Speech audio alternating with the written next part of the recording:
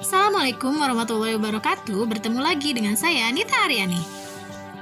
Pada video sebelumnya sudah dijelaskan tentang aturan perkalian. Nah, selanjutnya akan diperkenalkan sebuah notasi yang penting dalam kaidah pencacahan, yaitu notasi faktorial. Notasi faktorial ini selanjutnya akan kita gunakan untuk menyelesaikan soal-soal aturan perkalian.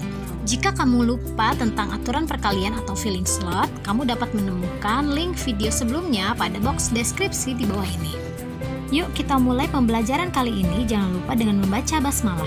Bismillahirrahmanirrahim.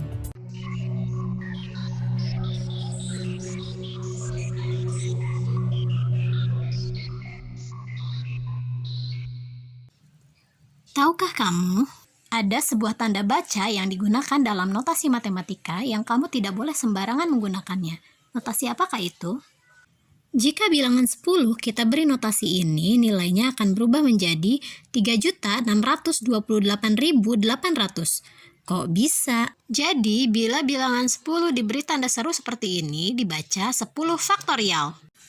Secara umum, untuk setiap n bilangan asli didefinisikan n faktorial sama dengan n dikali n-1 dikali n-2 hingga 3 kali 2 kali 1.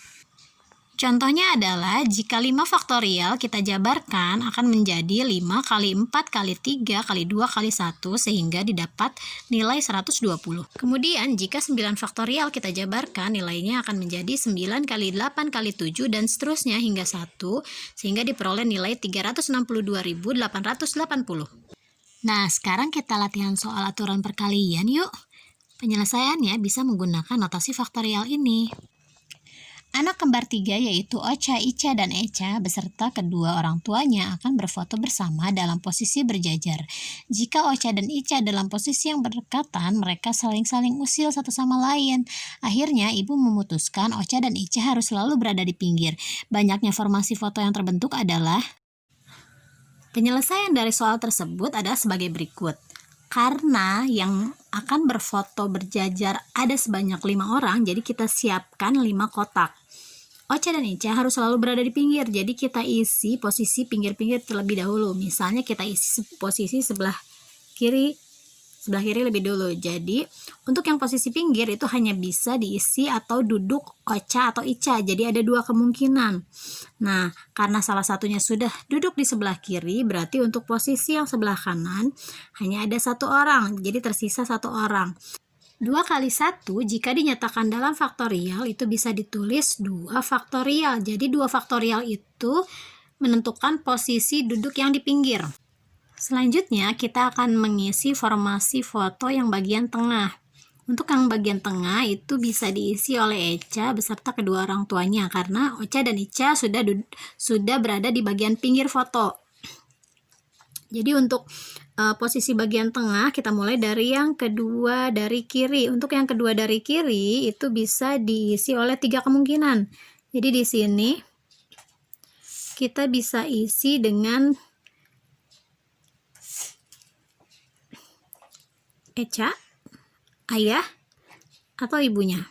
Jadi ada 3 kemungkinan yang bisa mengisi di bagian sini, yaitu kedua dari kiri. Selanjutnya, misalnya Echa sudah duduk di sini, jadi yang mengisi kedua dari kiri itu misalnya Echa.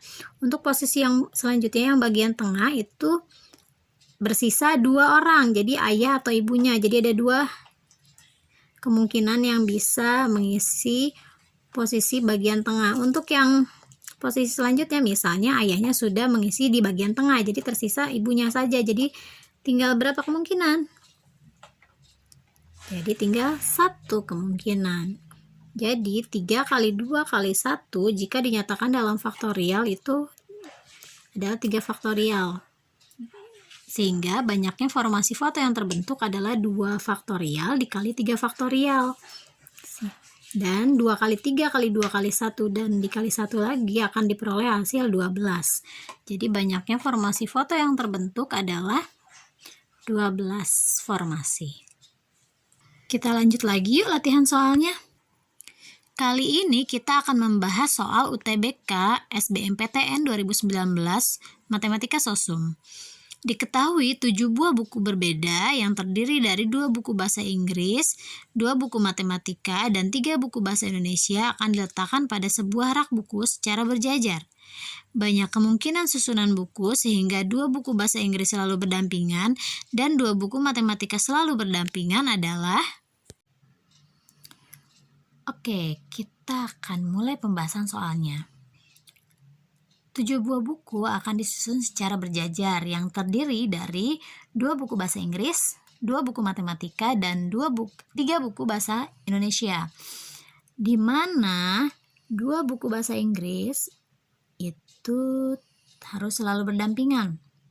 Jadi 2 buku bahasa Inggris harus selalu berdampingan. Begitu juga dengan 2 buku matematika, mereka harus selalu berdampingan. Jadi tidak boleh terpisah. Karena tidak boleh terpisah, jadi kita ikat dalam satu kelompok. Bagaimana dengan buku bahasa Indonesia? Jadi mereka boleh diacak, boleh terpisah. Jadi ini ada 3 buku bahasa Indonesia yang boleh diacak.